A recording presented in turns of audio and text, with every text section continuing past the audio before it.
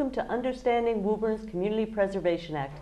We are very lucky to have special guests tonight. We have to my right Alderman Mark Gaffney of Ward 3, who's been serving since 2010. Next to him we have Rosa DiTucci of Ward 1, my ward, who has been serving also since 2010. And we have Alderman Ray Drapeau, who's in Ward 7, and he's been around since 2006. We want to welcome you. Thank you very much for coming to talk to us about the Community Preservation Act. Thanks for having us. Thank you. The first question we'd like to ask is, oh, and I'm Emily Bloch, and my co-host, Carol Youngclaus. Sorry. The first question we want to ask is, what were the reasons behind your voting to put CPA on the ballot this year? Well, I was a co-sponsor with Alderman DiTucci, and I think one of the largest, biggest reasons, I should say, for supporting putting it back on the ballot was that there was a lot of controversy about how the ballot was laid out in the last election. There were a lot of ballot questions, and the CPA ballot got pushed to the back of the ballot. So people come in and they look at their ballot, think it's only one-sided, and didn't even have the opportunity to vote up or down on the measure. So I figured this has given it another opportunity to put it on the ballot so that people can either vote yea or nay, it's up to them. But it's all going to be on one-sided. I was just talking to the city clerk last night. He said that he got it to be on one side of the ballot, one piece of paper, so it's going to be a lot easier for people to manage and not miss it. So I think, and it was a very close vote, within 131 votes. Yeah, and I felt that maybe, I don't know if it would have went more negative or more positive. I don't take those polls, but I would say that it should have had its rightful spot on the ballot, and it didn't get that opportunity. So I echo those sentiments exactly. I couldn't believe the number of blank votes. I believe it was almost as many as the number of votes total. So it was almost as much as the combined blanks on all the other referendum questions. Right. So that just struck a chord with me, and I said something is just inherently wrong. Either the placement on the ballot was poor for whatever reason.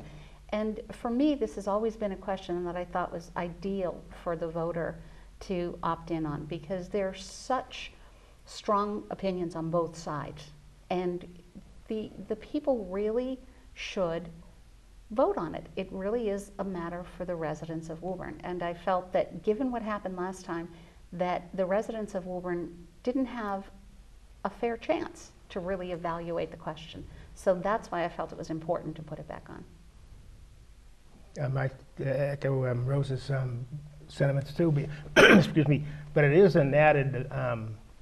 It is added to the average tax bill, property tax and commercial property tax and residential property tax in the city of Woburn. So if it's added to the residents' tax bill, I think they should be the ones deciding who's going to, if they want it or they don't want it. Right, absolutely. And there is no other way to pass it except putting it on the ballot. Right. This can't be decided by city council or anything. The one thing I found interesting is that I worked the polls that day, and we were telling people, make sure you look at the back of the ballot, make sure you look at the back of the ballot, and so many people didn't.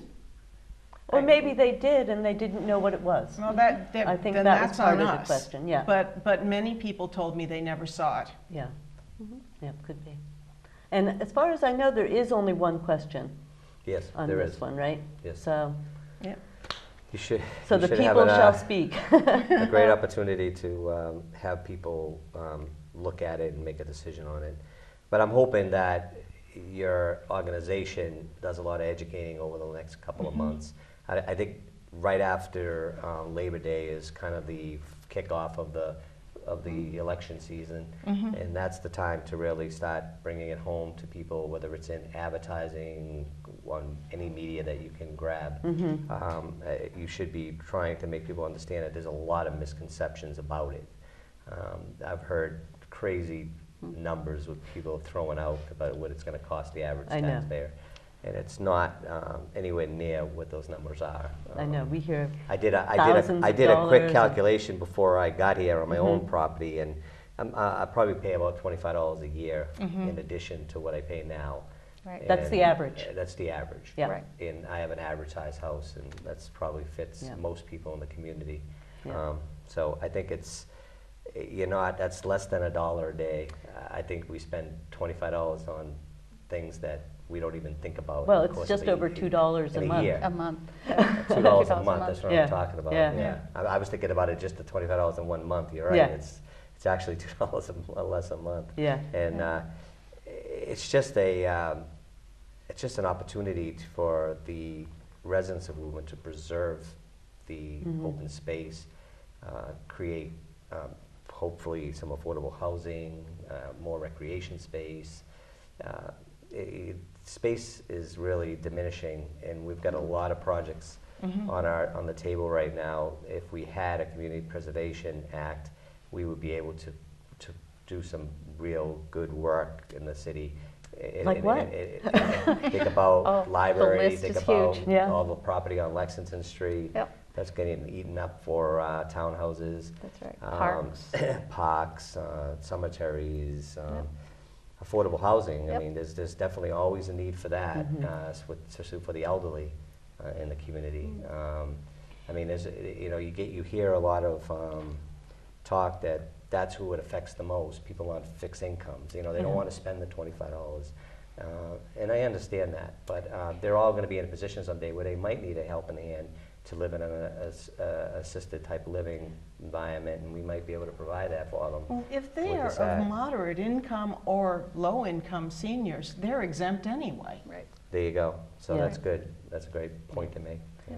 And I have talked with a lot of senior citizens about this, and actually great support, because I think these are lifelong Woburn residents who want to leave a legacy for their children, their grandchildren, great-grandchildren. They remember a time when Woburn was nothing but open space. Yeah. When my parents first came here, they moved here because it was the country. Like your family, I think, like you folks came. It was country. Mark's a And Woburnite. Mark's a Woburnite. He's a long A time. real So- Woburnite. I'm a carpetbagger. Right, you've only been here one generation, I Yeah, know. yeah. But it really, and I think a lot of seniors feel that very personally, that this was once open fields. This was once the place where you came to get fresh air and, clean water and all of those beautiful things. And that has gone, it is gone. We have a low tax rate. We have one of the lowest tax rates in the state. However, it has come at the price of a lot of the things that make this community livable. And for me, the CPA is an attempt to make this community more livable than it is.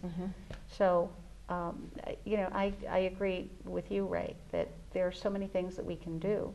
And it'll actually, in terms of the housing, it'll actually help us. We could, at some point, get out from under the threat of 40B. We could, there are a lot of things. Before you go this on can with do. that, actually, yeah, issue. that's a huge issue. I don't really understand 40B, and I think a lot of the people in Woburn do not understand 40B. So when we go around, we talk to people about how the CPA can help with that, and they ask, and we say, so maybe you could help us with that. Sure. Who's the 40B expert on Well, this I panel? think We all are. We all are. It's Kind of. baptism by fire. 40B is the state regulation which allows developers to come into a community and basically ignore the majority of zoning laws, density laws, building laws, in order, assume if they come in and dedicate, I believe it's 10% now, of their development to affordable housing. And the problem is that they have come in and they have overbuilt. The state never, I shouldn't say never, but rarely ever falls on the side of the community when the community goes to the state land court and says, help us, this development is so out of whack, so out of line, that it's going to tax our infrastructure, our schools, our services. They haven't cared. They've said, you know what? There's a reason for this. We are in desperate need of affordable housing. you're not at 10% of your housing stock, so 10% of your housing stock isn't affordable housing, so it's going in. We have a horrible situation up in North Woburn with the ledges. They're going to come in and basically start a strip mine up there for a year and a half or so before they even start building. And the state condones it because ultimately they're going to get 20 units, 15 units of affordable housing. It was 140. But when No, they no, take but the a units project- that are affordable are 10% of those, so it's 14 units, something like that. No, I thought the 40B project was such that they could put as many affordable housing in a 40B project, because we haven't reached that 10% level. Right. Now, I may be wrong, but because when they put the 40B project, the 40B proposals in place, the cities and towns had to reach 10% of their housing stock as affordable housing.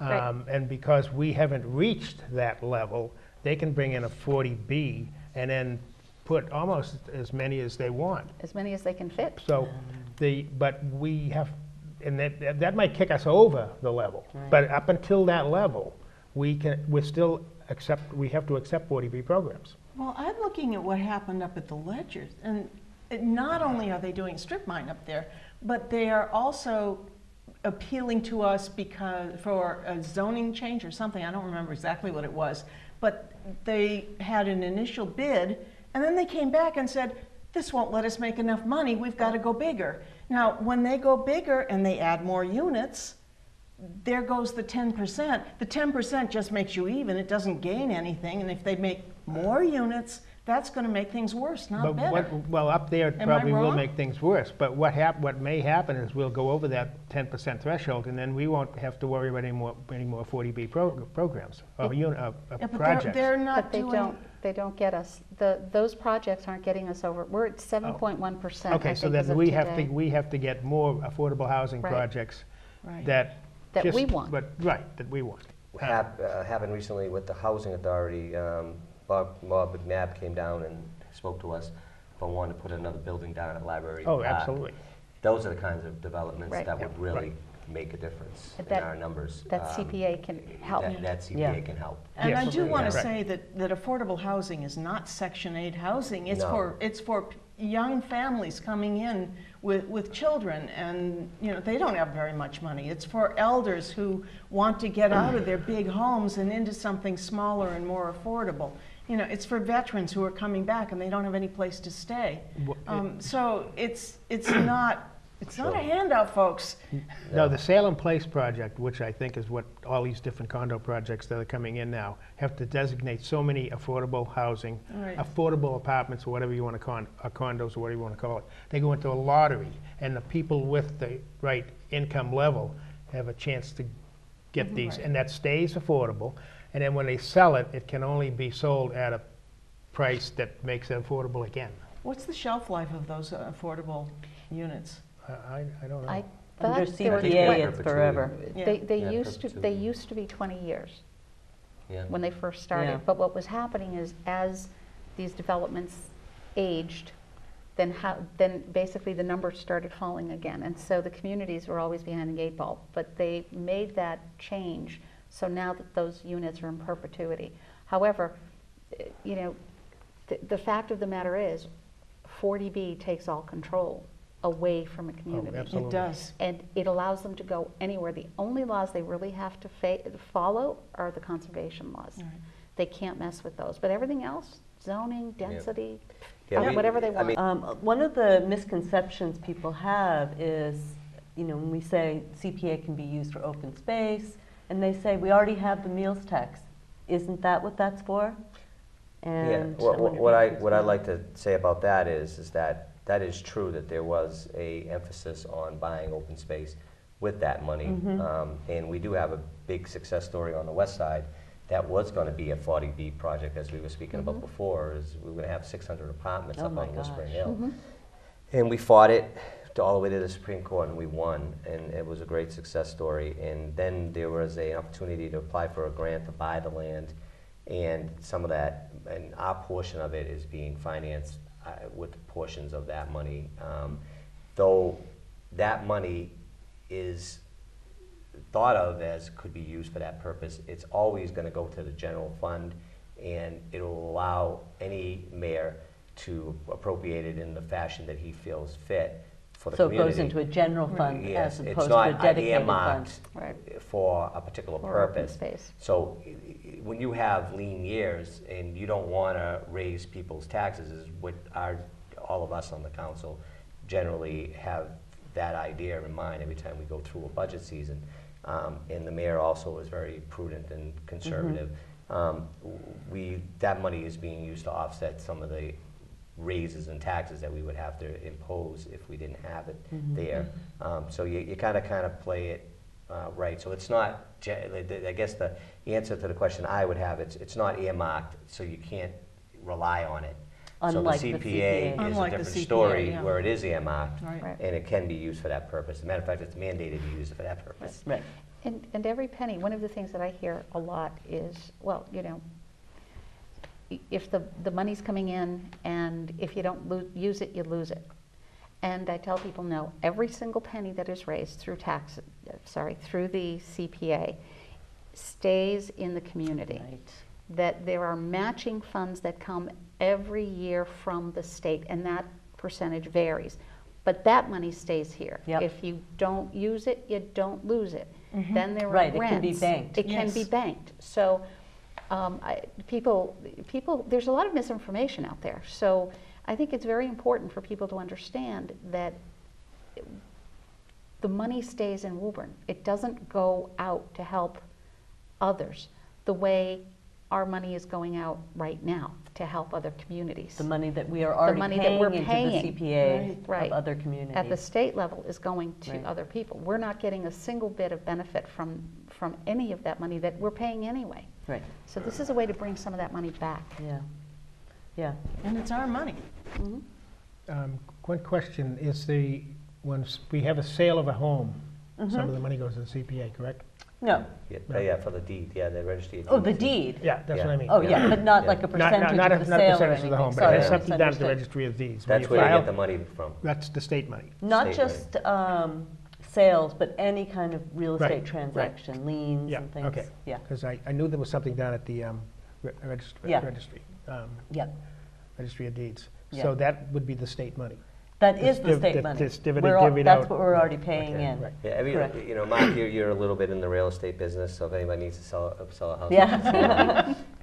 But you think about all the houses that have turned over in the last few years since it's enacted, in 2003 or 8 or so? Is that correct? 2002 is the first year, I think it 2002 was was the in first year? effect. Okay. Yeah. So, that's right, I was just looking at I something think else. so, yeah.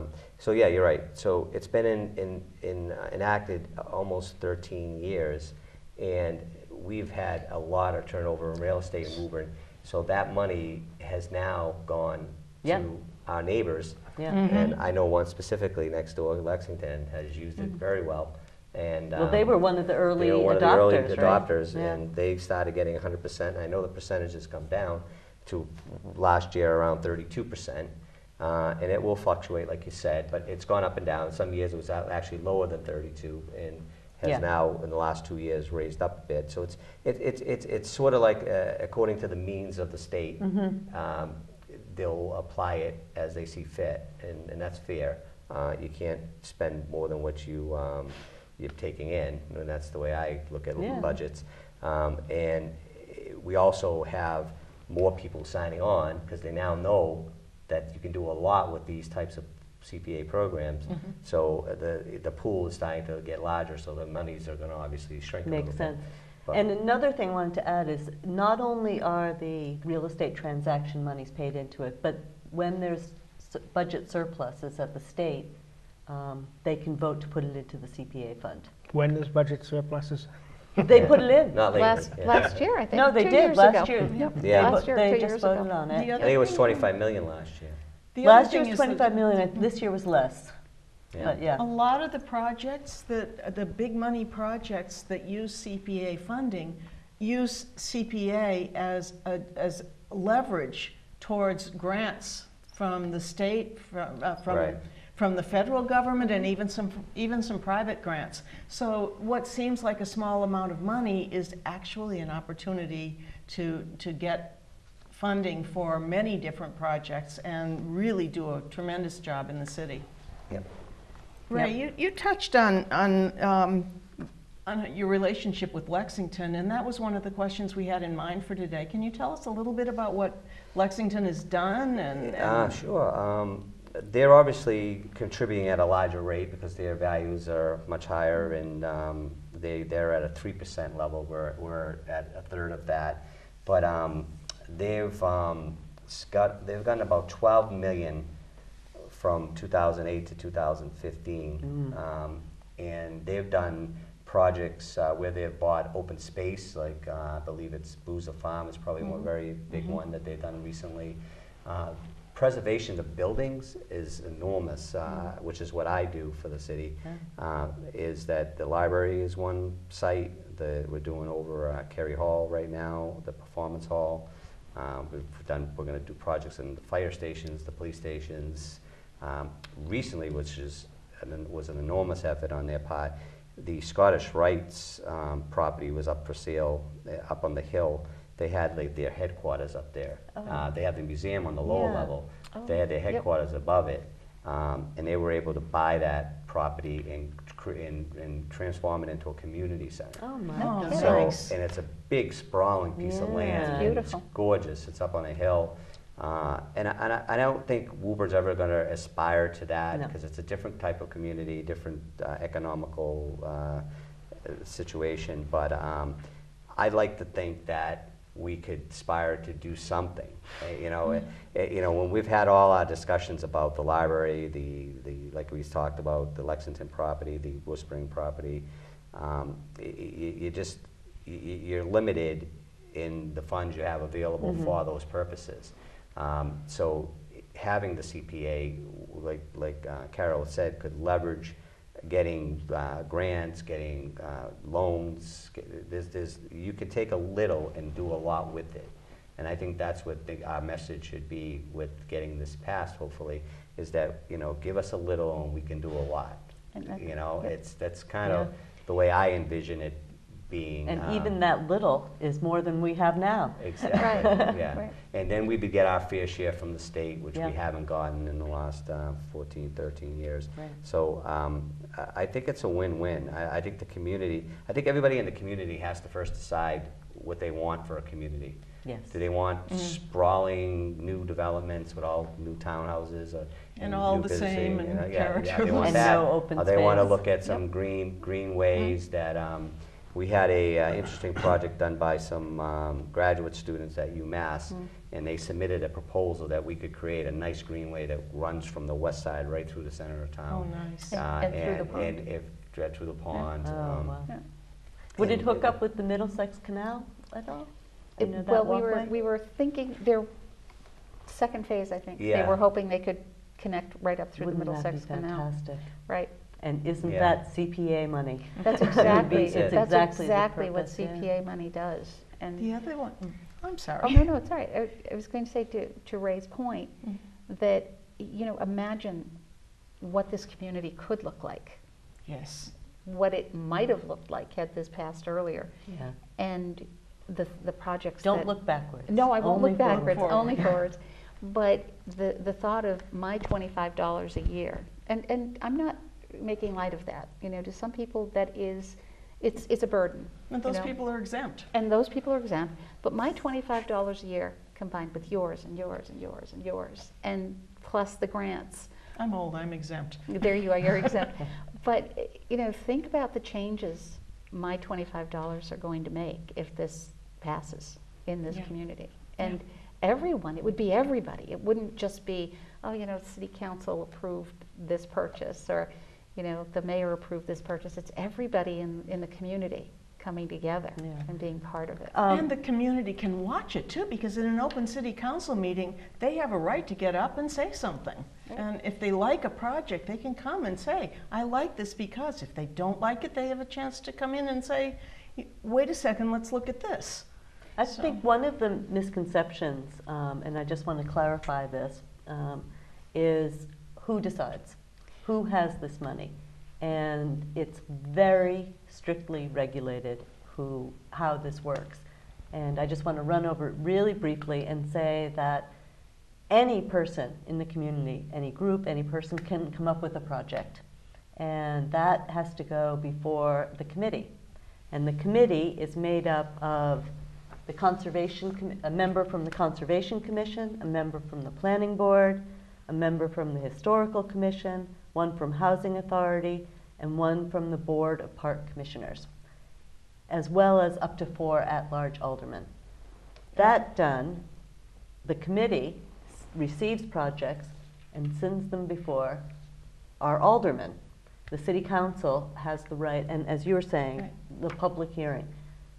These projects are recommended by the committee, set before the city council. City council in a public meeting It's very decides transparent. what is done. And there's absolutely full transparency of the funds, and I think that's one of the best. I just want to aspects. pick up on, I heard you misspeak something, and I know you didn't mean to. You said that plus up to 4 at-large aldermen? Oh, sorry. It's members. Sorry, The aldermen are going to be uplisted. sorry about that. Yeah. 4 The at-large aldermen will members. not be on the committee. No. But I would like to actually return it to one of the biggest questions that I think some of you can really speak to about the overlay. Yes. The overlay district? The overlay Yes. district, if you could explain what it is, tell me what your visions are for Do you it, wanna- and how the CPA could be involved. Well, we created an overlay district up in North Woburn that if you wanted, it's made up of everything on the other side of Mishawam Road. That when you come out of Mishawam Road you come to Ryan Road, and you run into the Industrial Parkway, everything on the other side is the overlay district, and it goes down to Commerce Way. Everything on either side of Commerce Way, it goes up New Boston Street, kind of to the right of New Boston Street, maybe both sides for a while, and then it would go over the bridge into Presidential Way and go. It's a big giant square, and we have 4 quadrants, and in that, the overlay district overlays our zoning ordinances with another zoning ordinance of its own. That's So- how it got its name. Yeah, the overlay district. So you can elect to build a building or a development in the overlay district using the overlay zoning or the regular Woburn zoning. Is that a good synopsis? Absolutely. And- What kind of area are we talking about? How big is it? Oh, How many acres? Well, it's Miles? big. Isn't it? Is it Yeah, miles? it's got to be a Yeah, couple it's a miles lot of land, across yeah. both Yeah. ways. So a lot of opportunities. And we have a circumnavigational route almost right now, until we get the bridge from over the railroad tracks going north, that would lead into Wilmington. And then we are thinking of putting a cut across too, through kind of Right. into the Anderson transportation Oh, yeah. from either side. But that'll be huge because now you don't have to worry about going into Wilmington and coming back into Woburn. Traffic will come off of Main Street. And then the potential for development is huge also. And then another thing that we got into the overlay district also were 2 liquor licenses for each quadrant. So now that brings in the play when development and restaurants and hotels and all kinds of things like Yeah. that. And I think that what we would like to see is a combination of all those things. So a little retail, a Absolutely. little business, a little residential. I would like to look at something like the Assembly Square project in Somerville. That's One of the largest exactly- development projects in the state. Has been a tremendous success story, and for what I've heard some crazy numbers what they get for real estate there. It's huge. It's nuts. And it's But successful. but it's very successful, and that's kind of what we're envisioning that Woburn could aspire to. We've already got the makings of it. We're already a pretty very friendly, business-friendly community, and we want to continue that. But if there was CPA involvement, I think it would be in the affordable housing portion of it, Right. because that would be an ideal location right off 93, 128. And For you've people got- that, And you've got commuter transport Yeah. to and from Commuter, yeah. Boston, which is And it would huge. keep large complexes of apartments out of the smaller neighborhoods. That's Correct. right. Yeah. That's right. It's It's- already a busy street, you know, in Commerce Way, and why, Yeah. you know, it wouldn't affect them too much. It's, right now, it's thickly settled with business, so It it'd be is. nice to mix it up. And the point is to keep residences and businesses, stores, build a little neighborhood community, if you will. You know, make it all walking distance, make it self-contained, and build a little community up there. And CPA, housing, you could do bicycle paths, you could do little green spaces, little parks within. Sure. There are a lot of ways that I think CPA could Some of help. the multi-use projects are actually incredibly appealing to outside grants. Right. They like to see that. If you are putting a bunch of the different elements together, there's a lot of state and federal monies opening up. When the Woburn Redevelopment Authority was put in place, and it was in the late 60s, they started redeveloping what would be East Woburn and North Woburn. Olympia Ave, Wildwood Street, Commerce Way, New Boston Street. There was nothing there. There was piggeries, chemical companies, and leather tanneries, companies, and dumping grounds for leather. So when they put the roads in, now that became a place where businesses could go. The infrastructure was in. Now, a lot of the buildings up there, they could be up to 50 years old. So there's a redevelopment possibility there, because you could take that down, those down, and redevelop that into these Assembly Square. Yeah. And what's that Legacy Place? But, Is it? oh, Over on gosh, I Linfield? was just trying to remember the name. Yeah, that has some of the that, same components. and, Not as done the same as Assembly. Right. It doesn't have a T-stop going right through the Right. property. No, but that was a very nice development for Linfield, because they don't have a lot of business to get those kinds of taxes from. The and they developed a retail, lot. commercial, And then retail, they have There's a mall. Yeah. residential Yeah. separate. There's a mall and then the Yeah. residential. So, Yep. I mean, we were thinking about a parking garage downtown, and we found out last night, because we don't have an extra 200 housing units, it's not viable for a grant. But that's what you want, people downtown. Now you got a parking garage so they can park, and they can stay and Right. do their, go to the restaurants and shop and everything in a downtown area. So And that's kind of what I'm not, totally familiar with millennials like, but they're into more urban, urban living. I know my kids like living in big cities. They don't want to live out in the suburbs. Yeah, And I did too when I was. yeah. But that's kind of the trend, is to build a lot of housing downtown where they don't need a car. They have the access to the T. They can go to restaurants. They can Ride their bikes. Yeah. have a bike path that what Dick Gailey has been trying to do for years through the South End. What we could do a lot with CPA money. That bike path's a great example of A great idea. something that you could do. Yeah. We don't have one in Woburn right now. We have a No. great pond in Rose's district. It's We mine, all love mine, all Horn mine. Pond. And she protects it very well. I try. Yeah. She won't let anybody put another monument down there or Yeah. anything. Another Yeah. bench. No Yeah. benches. No more benches, no yeah. more. Boston just approved, I think, if I read it correctly in the paper, it's a housing development, a high-rise housing project down in the Seaport District. They don't have a parking garage. Nope. Because The T's right there. well, that and the millennials, I guess, they don't have cars. Yeah. That's right. And They don't want to drive. just like people in New York City. Yeah. Right. You rent an apartment, you don't have a car, Yeah. because you can't afford a parking Well, they space. just did I don't know if you've noticed off the Southeast Expressway, all the buildings that are being rehabbed on the right side, going south. Just Yep. when you come out of the tunnel? When you come out of the Yeah. tunnel, Oh, yeah. again, crazy, amazing. crazy Yeah. I know. numbers for Yeah. those A apartments. lot of that is CPA money. And they're Once you've probably- left Boston. Really? And you get into Quincy and the South Yeah. Shore, yeah. Yeah. The Yeah. South Shore The was stuff really I'm talking about quick is to right in turn. Boston. Oh, in and- Boston? Right in I was the just old there Herald, this the weekend. old I Herald. know Herald exactly where it redeveloped. is. Yep. I wondered what they were doing. Oh, yeah. Beautiful. It's a beautiful Yeah. development. And Yeah. what they incorporate too is the Whole Foods. They got a little, their own little supermarkets, and they got their own health clubs and restaurants, and it's just all, like Rosa said, they create like a little world of their own. They're doing it at North Station right now where Yeah. the old Boston Garden was. They're going to Oh. build a similar type of thing. Yeah, they did. If They they did. haven't. There's those what are they what are they're the The transit. micro unit, the micro units or yeah, something? the transit program. There's another name for if you develop it with the mass transit involved, like they did at Knott Station. They built these huge apartment buildings above I've never heard of above that the one. tracks, Mhm. and it's That one got by me. and that's another type of a development that's available to us because we have the we actually talked about it when we would before Dave and Buster's went in that spot, Right. because that was connected to a T line, I know, I know. and that didn't didn't work. out Yep. at Yeah. the time.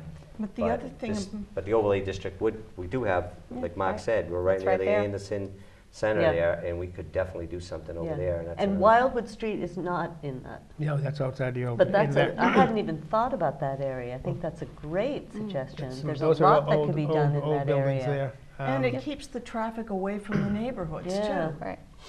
Which They- is our biggest problem. Right. Yeah. Yeah, absolutely, that's the biggest problem in Woburn that we have is traffic, traffic, traffic. So I think I'm going to try to wind up, but I would like to ask you what you think about what businesses could see as an advantage, why they would want to be in support of this. I know in other communities they are. New Bedford, for example, the whole CPA movement was spearheaded by the business community. I think, given where we live, we're at the intersection of 93 and 128. We should be, and I believe we will become a mecca for high-tech businesses, for pharmaceutical business. We're seeing some, we have some already, and we're seeing more of that. And what they need more than anything else is intellectual capital. They need people, educated, interested employees who are able to get to work quickly, who can live close by. And I think when we do that, when we build the affordable housing component of it, I think when we're able to build, those nice integrated communities, that is a direct benefit to business. Right? What do you think? Absolutely. I think, the initial reaction, I believe, from businesses, their valuations are obviously much higher than the residential, so their percentage might be a little slanted towards, like it is with the tax rate. We classify the tax rate, so they pay more than the residents. So, and the way I've always felt about that is that there's a tremendous burden to house all those businesses in Woburn. Like Mark said, traffic's probably our biggest issue. It's whether you're on the west side or the east side, in the middle of the Everywhere. city. It doesn't matter where you are. If you're getting out at 5 o'clock, everybody is traffic jammed. So, so for that, having to have them as we do welcome them. We want them to flourish.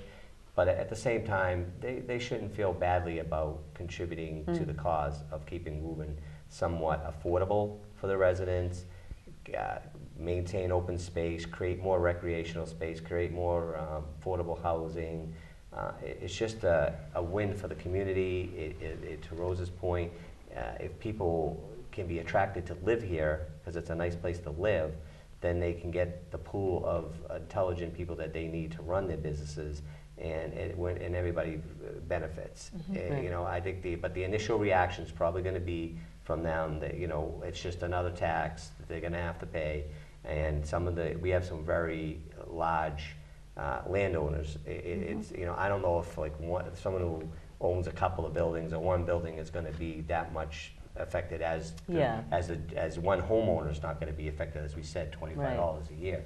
But when you talk about the large landowners and property managers, they're going to probably have a significant increase in their expenses to fund But it's still this. 1%. It's still 1%. It's even across the board. Yep. No one's paying more or less. Sort of what I think the income tax should be. It should be a straight percentage. That's a whole other Yeah, discussion. it's a whole other discussion. We but won't get into but that. we won't get into it. But it's fair, in my opinion. I think it's Because they're paying out, but they're also getting something back. Yeah.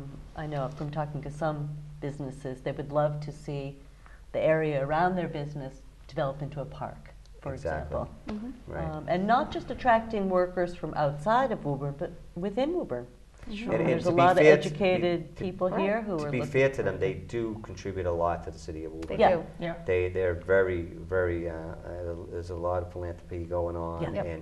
And I got to say that about Woburn. I'm not from Woburn, as Mark is, but I can say that since I've been here, 30 sort of years, 35, 36, can't remember.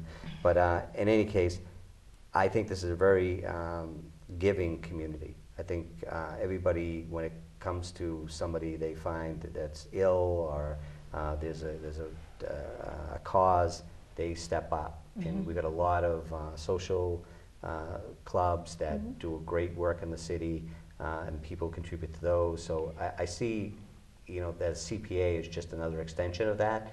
It's just another fund to fund things that are in the city that we'd all appreciate for perpetuity. Who wouldn't appreciate a park up on the pond, let's say where the clap site is? Exactly. Yeah. And who wouldn't want to save Shannon Farm? Right. With These the are library. we Yeah. already saved Yep. Whispering Hill, so I think there's many more of those throughout the city, scattered throughout the city. I know that up in not to leave North Woburn out of it because Mike's not here, but he has a canal up there that he wanted Right. to build Yeah. a nice walking path around, create a nice feature for the North Woburn people. There's examples. be so wonderful. There's examples on every corner, whether it's East Woburn, North, West, Yeah. South. It doesn't matter. There are going to be plenty of projects that are going to be proposed, and I think people got to understand they're going to propose them to Right. us, Exactly. and we're not going to. It's not going to be Right. a top-down situation. It's going to be a bottom-up, and people got to recognize that. It's not going to be the mayor, city council making those decisions. We'll eventually make those decisions, but it'll be The with the citizens are input gonna from own the it. citizen. They're going to own it, Yeah. and they're going to be on the board, and they're going to make Yeah. the proposal. So, Right. I think it's a very great opportunity to do some really good for the city. Right, and the reason that this is a perfect thing for the ballot, for the citizens of Woburn to decide, is precisely because of that, because they get to decide not just at the end, but at the beginning, through the whole process. It's the people. You're right, it's not politicians who have an agenda, who might want to get, voted in by doing a specific project. These are projects that are based on the community's needs, decided on by the community. And there's nothing else like it. Right. People pay taxes and the government spends their taxes. This is a different scenario. They get a say. So, And the surcharge will be something that they can go and look at and say, this is what my money went to. right, right. Something very visible.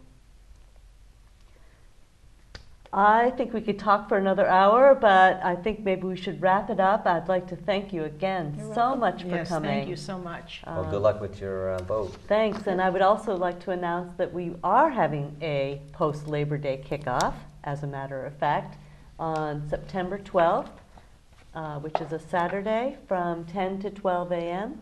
And we will be showing the invitation so you can see the dates, to see the times and the place, and we hope anyone who's interested will come, including Wonderful. all of you. You're all invited. Thank you. Thank you. And Thank you very much. Thank you for your hard work on all of this, everyone who's working on this, on the CPA. Well, we hope it Yeah, passes. good luck. Thanks. Thank you.